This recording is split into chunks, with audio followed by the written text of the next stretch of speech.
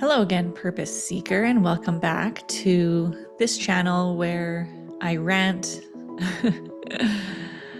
I think I rant. I don't know. Maybe I help explain topics. That's kind of my intention, but sometimes it feels like I'm ranting. The topic today is surrender, and this deck of cards that I use, if you haven't been here before, is the Path of Light Oracle by Anthony Salerno, and it's just such a beautiful, wisdom-filled deck of cards that is related to the Bhagavad Gita. As a yoga therapist, this is something I've been studying for many, many years. Not only studying, but embodying. I take these concepts and really intend to live them, not just explain them. And so a lot of the things I share on this channel are personal examples, and the reason I do that too is just to help resonate maybe more with you and help you understand or learn, I suppose, that we're all in this together. And it's a path that we walk. It's not one that we get to just ride along on. And so all that to say, circling back to surrender and what that really means in the Oracle book, it says, surrender. When things in life don't go according to your plan, don't resist. That only creates suffering. Instead, drop your expectations, look around, pay attention, and trust the intelligence of the universe and your true self, allowing it to guide you where you need to be.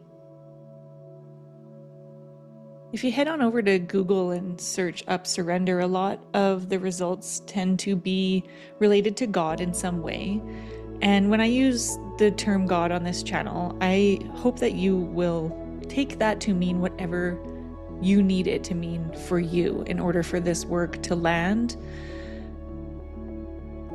To me, it is surrendering to a higher power, full stop, whatever that is. I'm still concluding what this actually means to me. I will use a term like God, I will use universe, I will use source, I will use spirit, trust, faith, consciousness, highest self. They feel all interchangeable to me. A humble opinion, but my truth. And when I think of the term surrender, it goes in a few different directions for me. Right off the bat, it feels like surrender. Why would I surrender? I'm not going to give up, because there's this energy around the word surrendering, like we no longer care or we no longer want to put effort into the thing that we're maybe desperately seeking in our lives. So there's another kind of big energy word, desperation. But that's one direction. And then the other direction that this word makes me feel and makes me think about is that you have put so much effort in fact, that there's nothing left for you to do but surrender. You have tried every avenue and have come to a dark night of the soul, come to Jesus moment on your knees, where the only next option is surrender, so to speak. So there's kind of these two directions, and of course they're leading to the same place, but just noticing what the word surrender even brings up in you first, and let's surrender to that feeling. You know, I know this is a YouTube video, and I would love it if you watched me journal in fast motion. And also close your eyes. I invite you to close your eyes and repeat the word surrender on your own heart. Maybe place your hand there. What comes up for you? What are you feeling? What challenge are you working through in your life that could maybe use some surrender? And even like to explain that even more, surrender is not giving up. It is a letting go of, but what we're letting go of is any expectation that is out of our control. I am a self-diagnosed hypervigilant individual. I love control. And also, I know for very factual that most of my life is out of my control. There are certain things that I can, but when it comes to relationships, when it comes to work, when it comes to circumstances, situations, the environment, there's a lot that is out of my control. If I try to actually control all of those things, I'm going to be disappointed a lot, because what I'm probably going to do to myself is have expectations around those things, or at least certain plans that I hope will be the result of. So on like a more tangible level, surrendering to these things as practice, maybe the first kind of surrenderings that we can offer ourselves to lead up to the bigger things. The example that's coming to mind for me is it's February. I live in Alberta, in Canada. The weather in February always kind of sucks.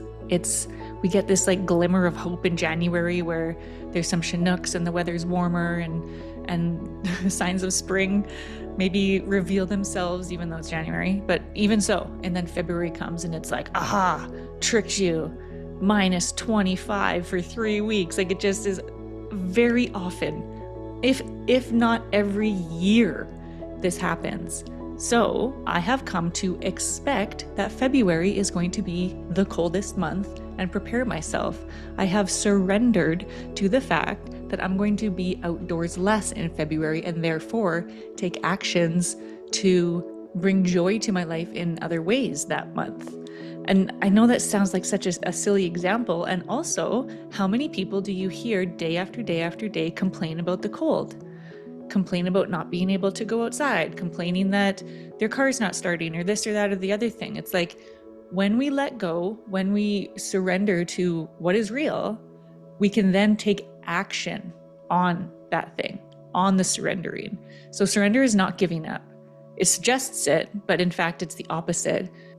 Because what it really is the releasing of the desires or the attachments of the ego, giving them over to your higher power. And yet at the same time, doing all that we can to live well, serve well, and continue to strive towards our excellence or enlightenment, our spiritual path, because we always have action there. We always have control over what we decide to do. So yes, I'm talking about weather as an example, and it's a soft one, but let's insert one that's maybe a little bit more challenging. Perhaps you're in a relationship at work with your boss that is very challenging, or perhaps it's a personal relationship with a friend or a partner. And there's a certain idea of how you expect that person to treat you, to act, to behave. You've done everything in your power to set boundaries for yourself, to show them the way that you'd like to be treated, to express your needs in a clear and gentle manner. And yet the person continues to insult you or manipulate you, or just be one of those people in your life that continue to push and push and push your boundary despite you asking them to stop. That feels out of control, because part of it is, right? Their part in it is not in your control. You can only control your part in it. And there's action steps that you can take there, but that's not what this conversation is about. This conversation is more about surrendering to the fact that we can argue with our reality. We can resist what actually is in front of us. We can insist on what we want, but then we get stuck in holding on and creating suffering for ourselves. Surrendering is asking us to release our preferences, to look around, to pay attention, to see what else the universe has in store for us. We can move and flow with life. We can allow the universe, God source, to deliver what it is that we need.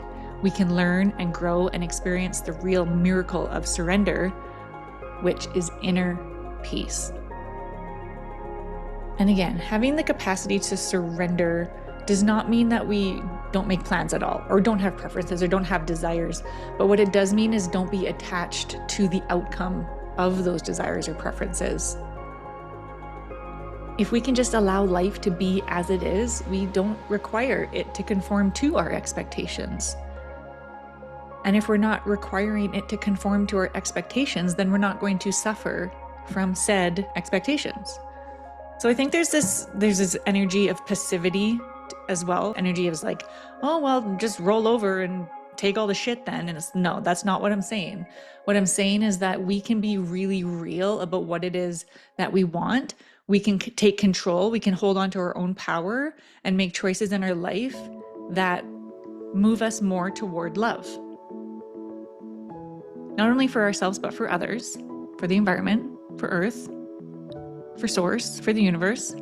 And I think if you are stuck in the passivity of surrendering, then you're still stuck in your ego about it.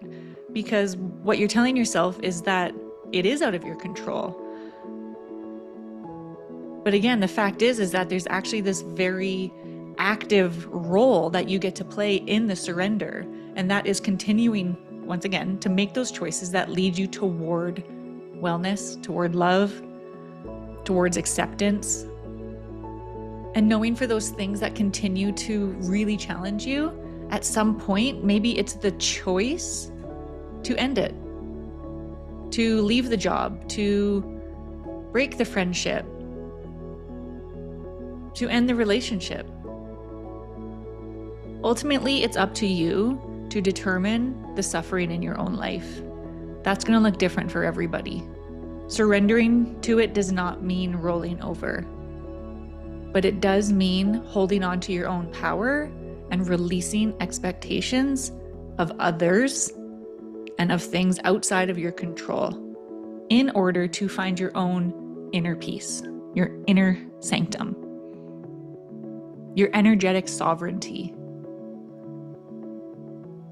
And it's not always going to be easy or pretty or butterflies and rainbows. Sometimes it is. I mean, inner peace does kind of sound like that, but sometimes it's hard to get there, right?